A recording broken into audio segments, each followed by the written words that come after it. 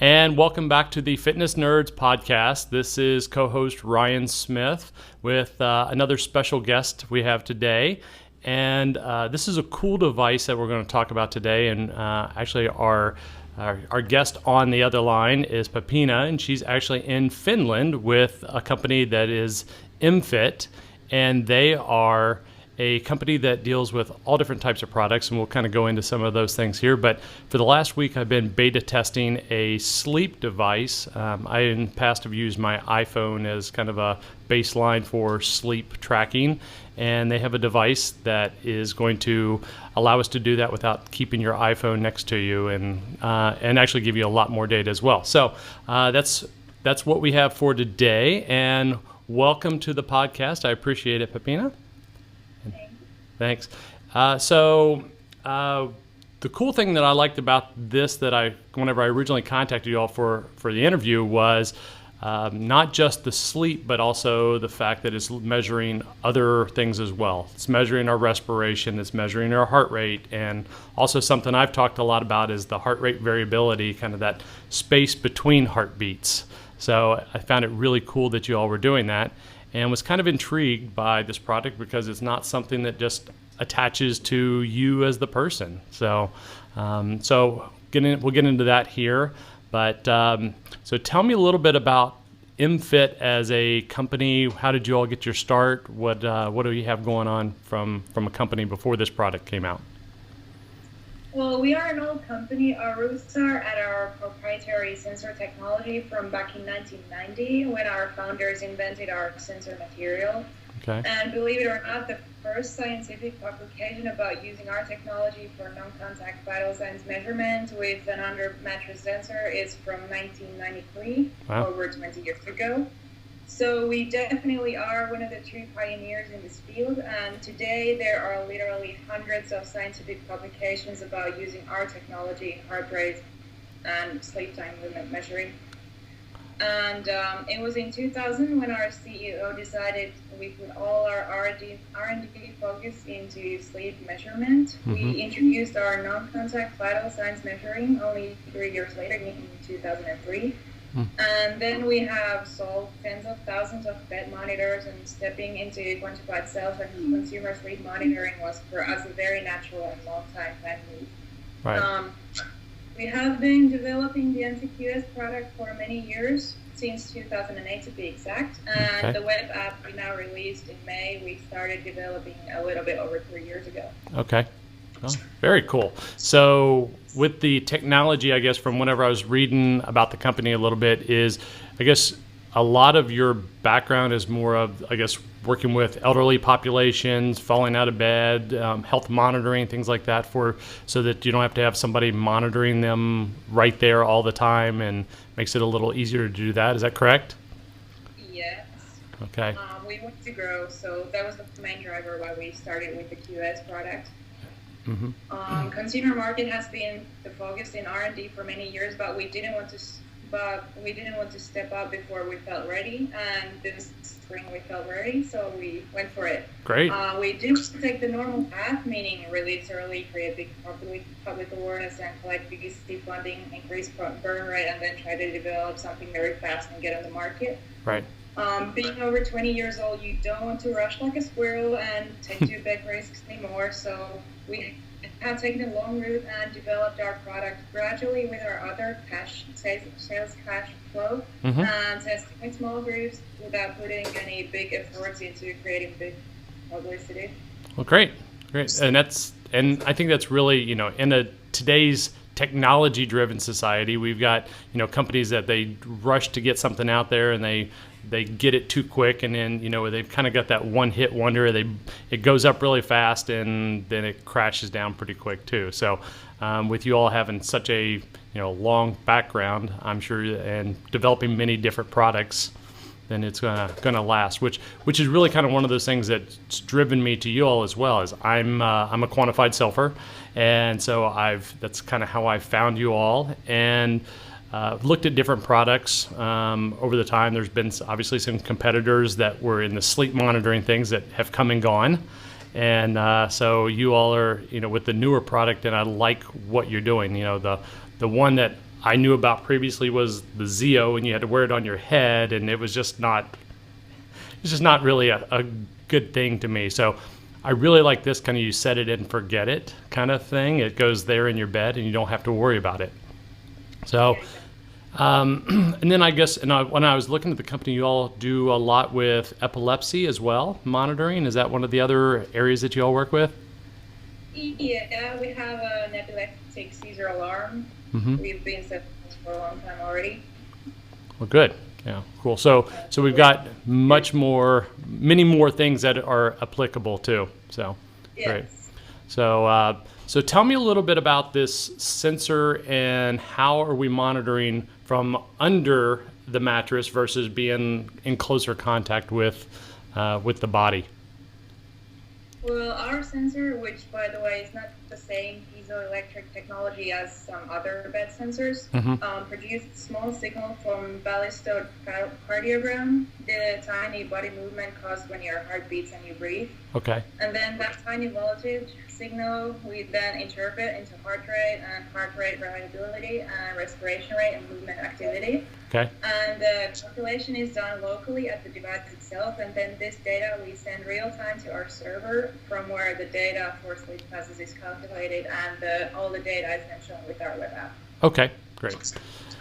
And so when I'm there and I'm using that heart rate and I'm seeing my heart rate variability, tell me a little bit about like whenever there's somebody else in the bed, whenever there's an animal. I had this the other day and where my dog got on the bed and I was looking at my data and then I didn't even know my dog was on the bed, and it was, there was an hour where there was movement tracking. So, it's, it was one of those things. It's like, okay, is this going to mess up my data and things like that too? So. Yeah, that's a good point, and we didn't think about that, but I think we can find a way to handle it though, simply by making it possible to delete sleep periods caused by a bed alone. Okay. But if they do come to your bed at night, as long as they're just away from the sensor, it doesn't cause any problems. Okay. And like your spouse, if she doesn't sleep on top of the sensor, it doesn't cause any trouble to the calculation. Okay. This must be because our sensor working principle is so different from piezoelectric or air pressure based sensors, so ours is very responsive only to movement coming directly from okay. Okay, very cool. That's good. So with that, yeah, and I think the deleting of that would work well, but so it actually the device itself is hooked up to Wi-Fi, right? So it's on Wi-Fi. It monitors, it sends it via Wi-Fi automatically to your all's servers and interprets it in. That way I can look at it pretty much at any time, real time, and see what's going on my bed sensor, right? So, and in the show notes, I've got I do have some screenshots from that as well. So I'll put those up as well so that people can see what it looks like to monitor that as well. So. With really the next thing is whenever we're monitoring, where would you see, what do we need to do with the data? What is how do you handle it? Well, the first thing, of course, is to keep track of the amount of sleep, which should be sufficient most of the time. That is easy, but of course, many people cannot do this every night due to working hours. Right. But, however, we should try to get enough sleep every day, which means a good 7 to 9 hours a night. Right. And this, of course, is individual as well. Like, athletes need more and so on. But your brain needs to get enough REM sleep in order to recover, and the recovery of your body requires deep sleep. So our web app shows these, and it's possible to compare personal amounts to optimal amounts that are based on scientific publications. Okay.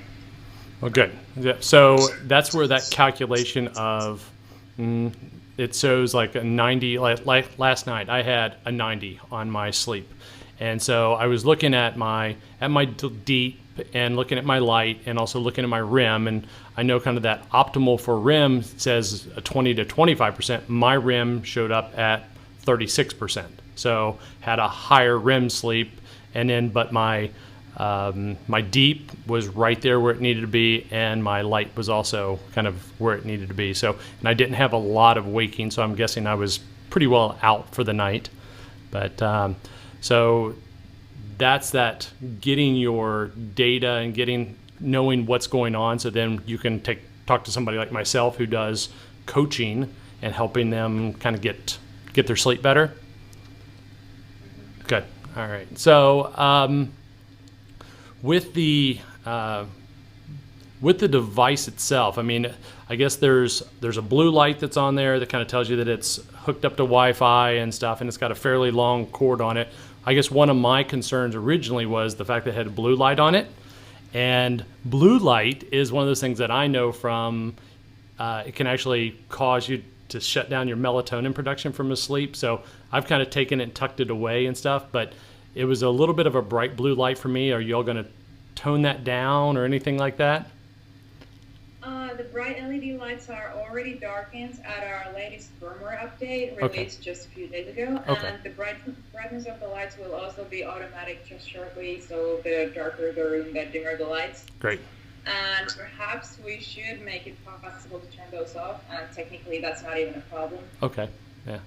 Yeah. Just maybe one of those things that, at some point in time, I mean, I'd obviously not in a difficult thing. And as long as it's kind of dimming, I want to make sure that we're getting a nice, good quality sleep, that we do know that, light can affect your sleep as well. So, and then if we're dealing, especially somebody who may be elderly, there's a combination. It's like, do you have light so that they can see, or do you have a dark room so they get better sleep, right?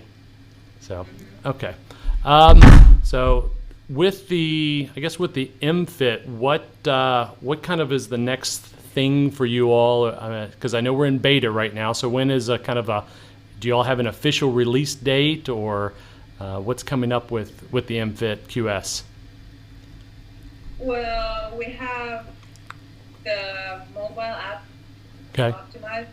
Okay. Mobile optimized app, so it opens nicely with the mobile phones, and there's no need to keep updating an app on the phone, and you get the best user experience if you download the app icon to the home screen of your phone and stay logged in all the time. Okay. It doesn't consume any power, and we feel like you don't need to have a native app because we don't use the phone itself for data transfer to cloud or any calculations, so we don't use its battery either. Okay, good.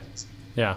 All right. Well, and then what about from a time when it's going to release? When's this going to be official, available to the public? I know you're kind of in beta right now, and people can still get a beta device. Is that correct? They can get one of the early releases.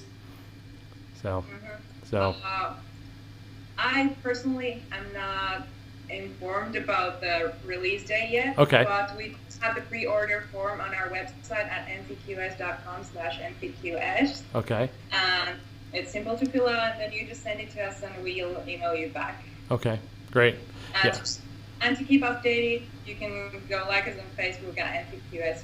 Right. So cool. That's get more info.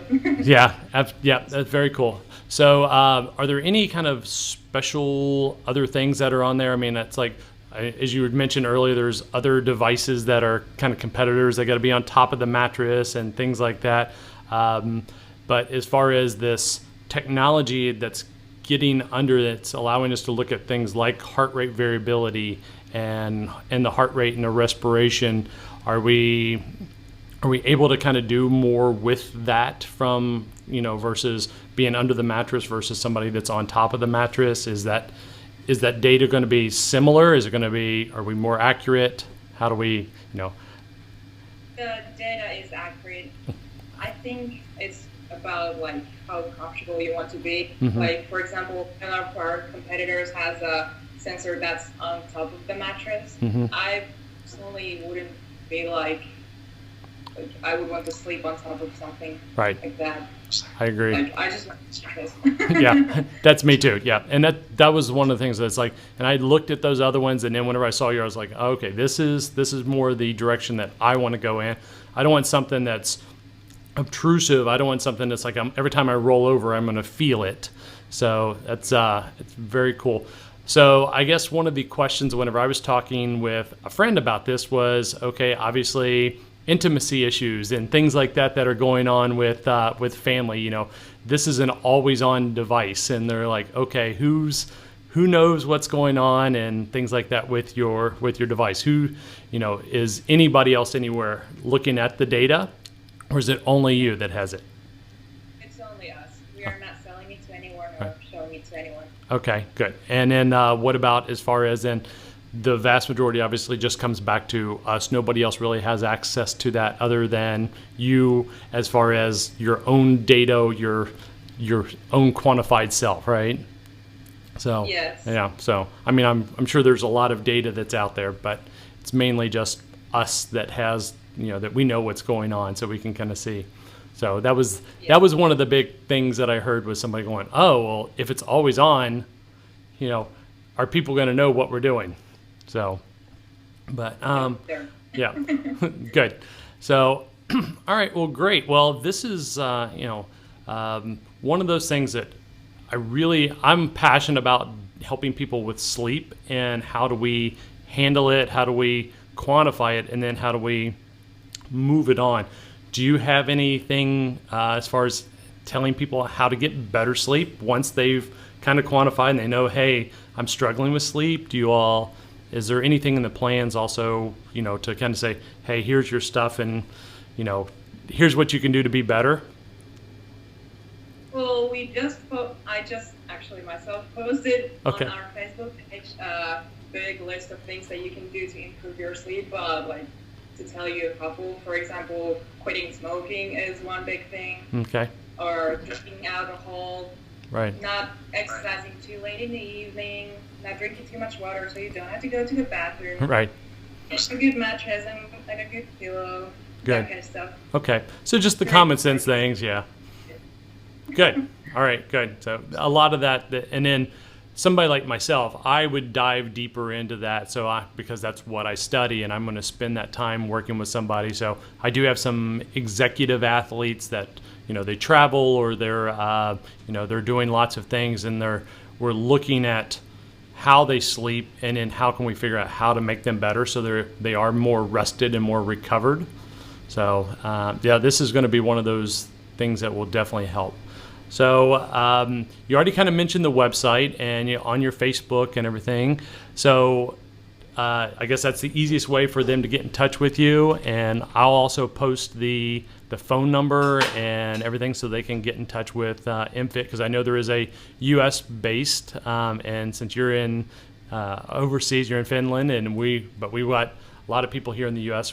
Obviously, you are from our time zone, want to get in touch with you all. So I'll post all that information in the show notes as well, and we will that way we can kind of get you out there.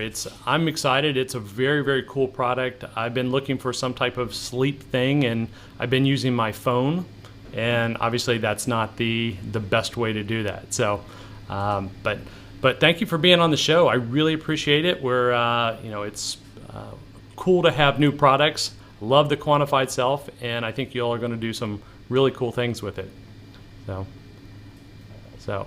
All right. So with that, we'll wrap up here in a moment. But again, this is Ryan.